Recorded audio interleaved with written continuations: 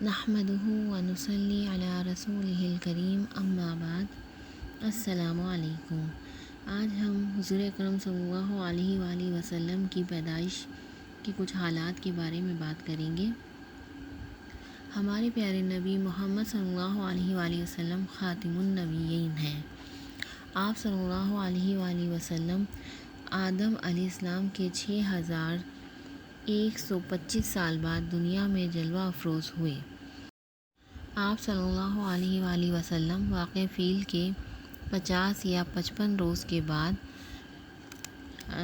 مکہ مکرمہ میں صبح صادق کے وقت ابو طالب کے مکان میں پیدا ہوئے۔ آپ کا اسلامی مہینہ ربیع الاول اور انگریزی مہینہ اپریل بتایا جاتا ہے۔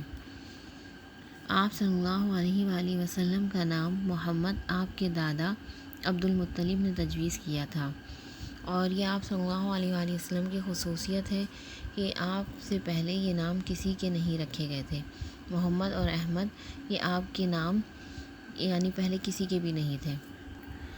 عثمان بن ابی عاص رضی اللہ تعالیٰ عنہ کی والدہ فاطمہ بنت عبداللہ فرماتی ہیں کہ میں آپ صلی اللہ علیہ وآلہ وسلم کی ولادت کے وقت آمنہ کے پاس موجود تھی، تو اس وقت یہ دیکھا کہ تمام گھر نور سے بھر گیا تھا، اور دیکھا کہ آسمان کے ستارے جھکے آتے ہیں، یہاں تک کہ مجھ کو یہ گمان ہوا کہ ستارے آ گریں گے۔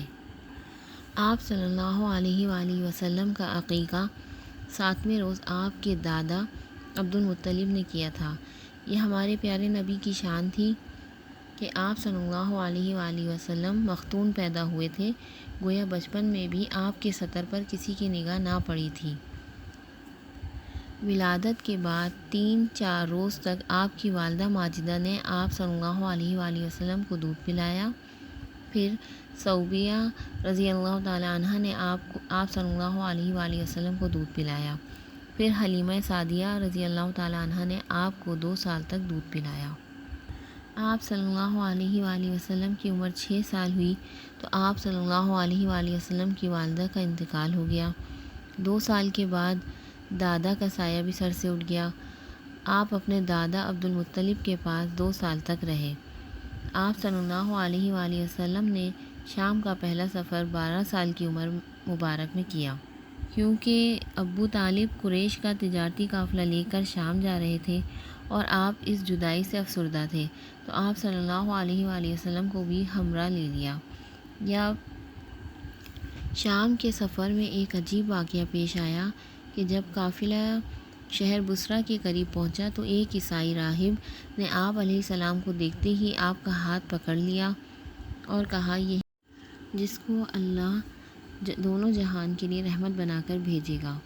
جب قافلے کے سرداروں نے اس سے پوچھا کہ آپ کو یہ کیسے معلوم ہوا، تو اس نے کہا کہ میں نے دیکھا کہ کوئی درخت اور پتھر ایسا باقی نہ رہا جس نے آپ کو سجدہ نہ کیا ہو، اور شجر و حجر نبی کو ہی سجدہ کر سکتے ہیں۔